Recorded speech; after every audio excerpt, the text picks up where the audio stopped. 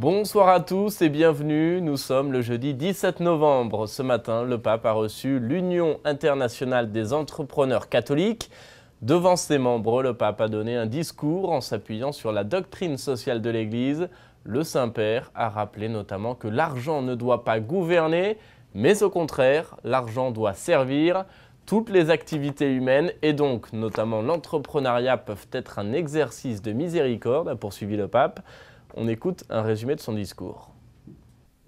Il connaît le monde de l'entreprise pour avoir travaillé quand il était jeune dans un laboratoire. En connaissance de cause, le pape François appelle donc les entrepreneurs à assumer 3 risques.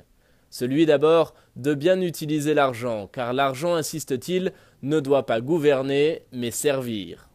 Les entreprises existent pour servir, a répété le Saint-Père, visant notamment le secteur bancaire et financier.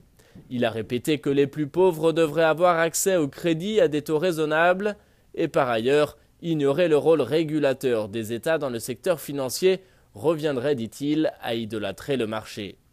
Le deuxième risque, c'est celui de l'honnêteté. Le pape a une fois encore attaqué la corruption dans la politique, les entreprises, les médias, mais aussi les églises et les organisations sociales. Être corrompu, c'est se faire disciple du diable, le père du mensonge. Enfin, troisième risque, celui de la fraternité. L'homme a une dignité intrinsèque, tout ne peut pas s'acheter.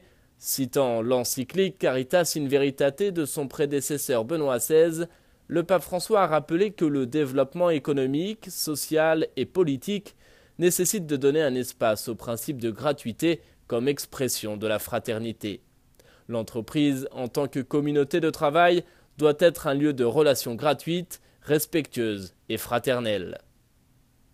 À Rome, toujours, le pape s'est rendu en début de semaine dans la basilique Saint-Pierre. Il est venu pour saluer des pèlerins hollandais à l'issue d'une messe célébrée à l'occasion du jubilé.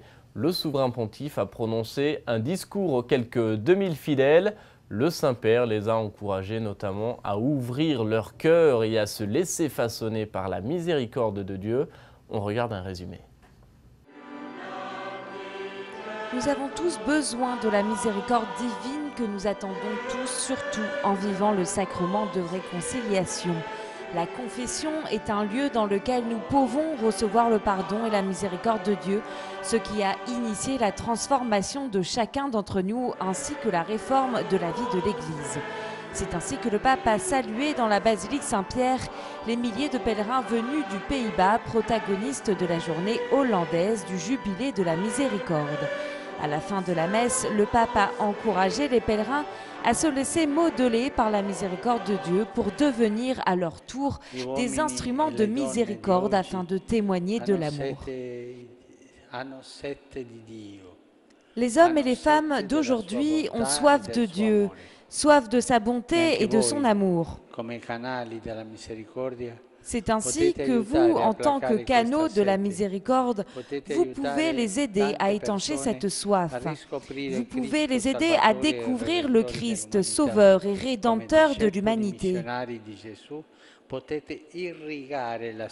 Comme les disciples missionnaires de Jésus, vous pouvez irriguer la société avec l'annonce de l'Évangile et avec la charité envers les plus pauvres et les personnes abandonnées. Et comme chaque année, ces derniers jours, une délégation de la Conférence des évêques du Canada était en déplacement à Rome. La délégation était menée par Monseigneur Douglas Crosby, président de la CECC. Son vice-président, Monseigneur Lionel Gendron, était présent également, ainsi que le secrétaire de la CECC, Monseigneur Franck Léo. Ensemble, ils ont notamment visité un bon nombre de dicastères de la curie et ils ont été reçus en audience privée par le Saint-Père. C'était jeudi dernier, l'occasion donc de partager l'expérience de leur ministère au Canada et les développements dans la vie de l'Église. C'est la fin de cette émission. Merci d'avoir été avec nous. Merci de votre fidélité. Je vous souhaite à tous une très belle fin de soirée. À bientôt.